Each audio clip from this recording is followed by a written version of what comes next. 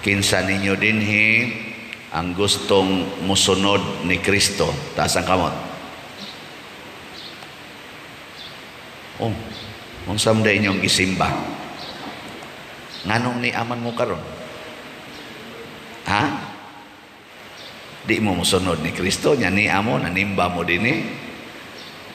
Kinsa ron ang mukalawat inig panahos pangalawat? Taas ang kamot. Oh, mga lawat mo niya, di mo musunod ni Kristo.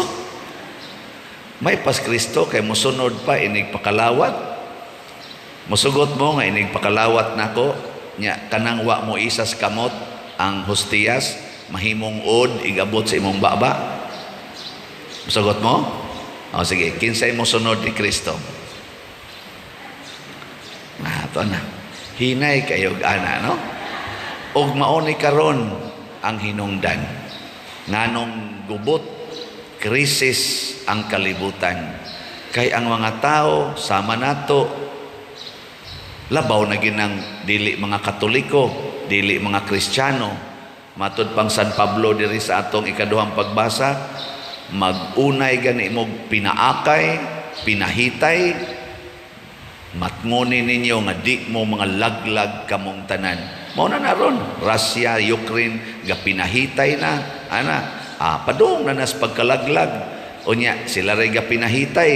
Unya, kay ang epekto sa ilang pinahitay, ni abot man din hinato sa tibuok kalibutan, wa say siguro mga laglag na taani. Nga naman, tungod kay di man gud mosunod sa gisulti ni Kristo.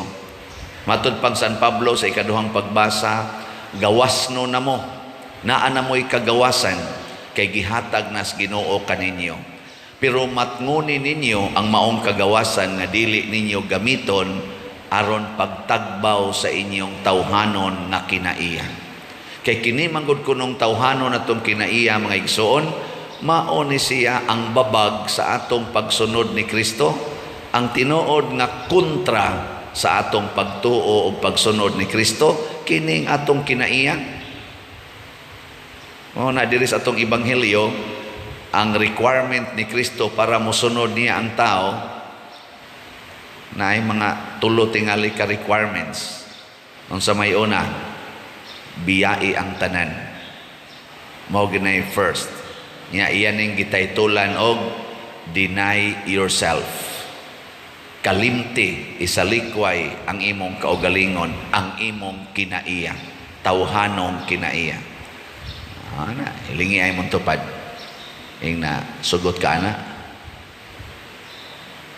Sige na, di man kayo mumulingi. Lingi ba? Kanang wa mulingi, nauwaw na, naikog na, tawhanon ng kinaiya. O niya, ning mas Kristo, isangyaw ang maing balita. Unsa ni mo pagsangyaw nga mismo ganian ang imong tupad, di magikamulingi. Okay, balik. Lingi imong tupad. Ing na, okay na nimo, deny yourself. Na, wag mo lingi uban. Unsaon pag-deny sa unang pagbasa si Eliseo, kay si Elias mao man ni ang greatest prophet sa Ginoo. Pagduol gyud ni Elias nga ingon siya, sunod nako, pinaagis pagsulob siyang kupo. Unsay gibuhat ni Eliseo, nagdaro man to siya gamit ang mga baka og daro. Unsay iyang gibuhat? Giihaw niya ang tanang baka, din agid siya makadaro. Ang iyang gisugnod sa pagluto sa baka, ang iyang daro, kahoy mang daro sa una, giluto niya pinaagi sa daro. Ang iyang yung panginabuhi, totally iyang gisunog. Nga naman, kay musunod na siya sa Ginoo. Mao na siya self-denial. Gabot sa inyo, sunuga inyong balay, ha? Adi mo musunog. Sunuga. Dili, di mada. Kinsay musunog siyang balay ini guli, tasa kamot. Mao na. Tanawa ang unang tao nga miingon diri sa atong kuan ebanghelyo. Ginoo, musunod ko nimo. Unsay gisulting Kristo, ang mga langgam na ay ilang salag, ang mga milo na ay ilang lungag, apan ang anak sa tao walay kapahulayan. Sa to pawa siya balay, tabla ray nasunugan.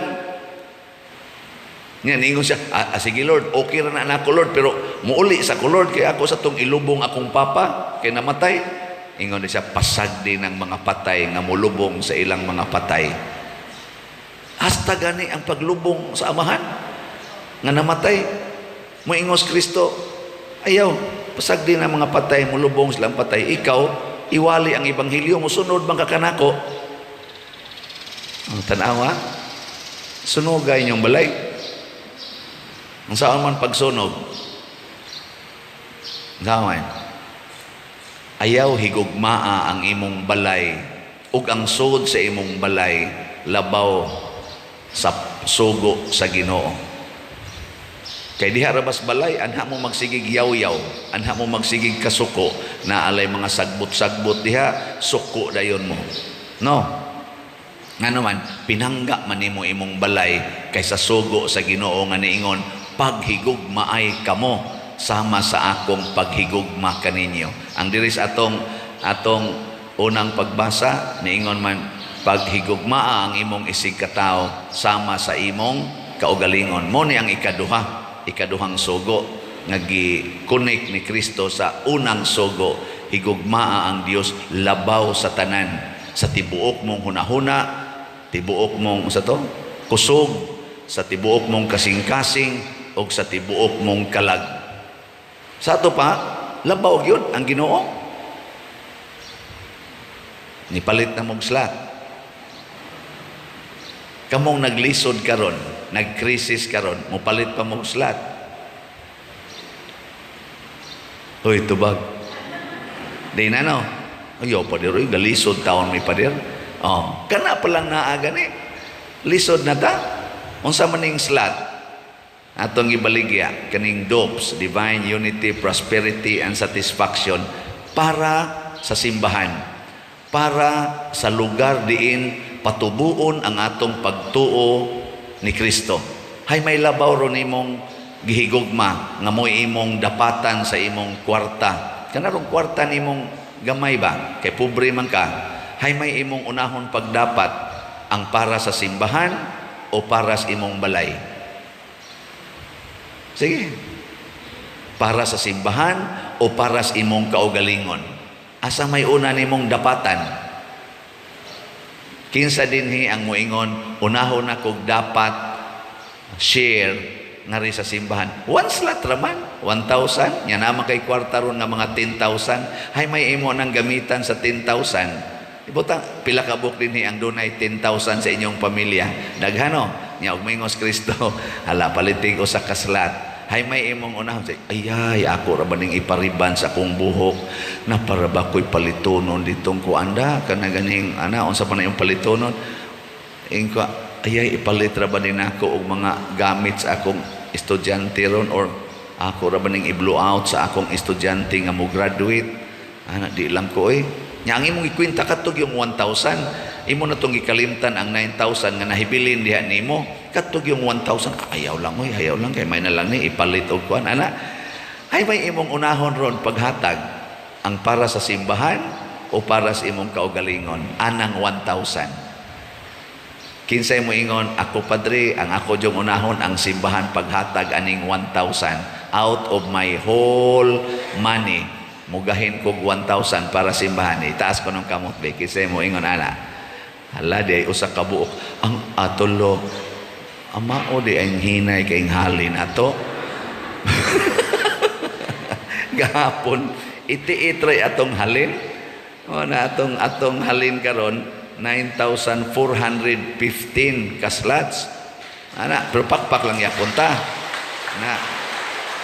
Pero mas mo pakpak kita kung kabong tanan nga nagnipili sa Ginoo, unahon ang Ginoo pagdapat sa inyong 1,000 kaysa magsikag pangandoy, ayay, ang akong uyab, ako ra batong i-date, tagpila marong burger, niya human, pila rong motel. Patay ka diha. Kaya mo naman ay uso karon, no? Niya, imong dapatan para anang sala, na, patay ka. Unaha pag dapat gari sa simbahan. Bisag ka na lang ingon ana, practice ba?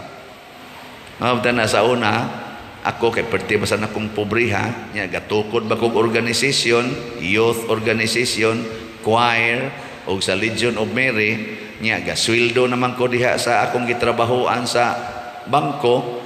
Ang ako ding hunahunaon inigdawat ako sa akong sweldo, gamay in taon to akong sweldo, munit lang ko ato og 5,000 kada buwan. Ang pinakadako na kong sweldo, mga 1988 man ko na regular.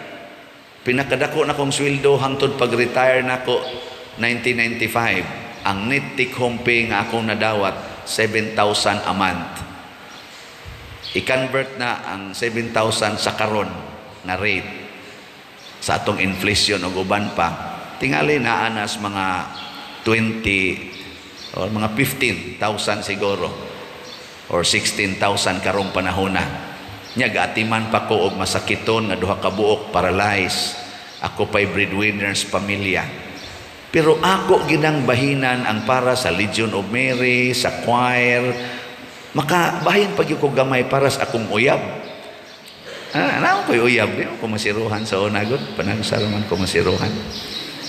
Pero kanang simbahan, number 1 gina, sa ako sang talento, gamayng talent sa pagkanta, gamayng talent sa pagsturti, kanang pag-istorya, gi-invest gina nako sa mo ginagauna nako ang simbahan, pero wa ko'y planong magpari. Wa ko'y planong magpari. Ang ako lang mo paduol ko sa simbahan aron ini kaminyo nako ang akong pamilya duol sa simbahan, maanad nako. Ana mo to'y akong tumong, pero nakita tingalis Ginoo nga murag mas labi na kong gihigugma ang simbahan kaysa akong kaugalingon. Ay iyan ano kong gihimong pare. Mga taon barog-barog na koron diri, nga tudluan ta mo, seek first the kingdom of God and everything you need will be given to you. Sa akong pagkakargador nga gamay kay kog income, sa akong pagtrabaho sa bangko nga gamay gyapong income, di ko magtuo nga karon dako na kay kog income. Inigdupas akong kamot, dako kay makuha. Pero kay naanad man ko nga unahon ang simbahan, niadtong buot pa kong magbinyo, samot na karon nga ako na diyong giimti ang akong kaugalingon. Everything belongs to the church. Nindot kayo imong feeling mga igsoon, wa gyud kay bationg stress. Bisan pagwa na kay kanon, ug di sa gyud mahitabo nga wa na kay kanon, kay everything will be given to you if you seek first the kingdom of God. Ano siya? Katong muunas Ginoo, manindog ta. Ang dili panguli. Nagato ako sa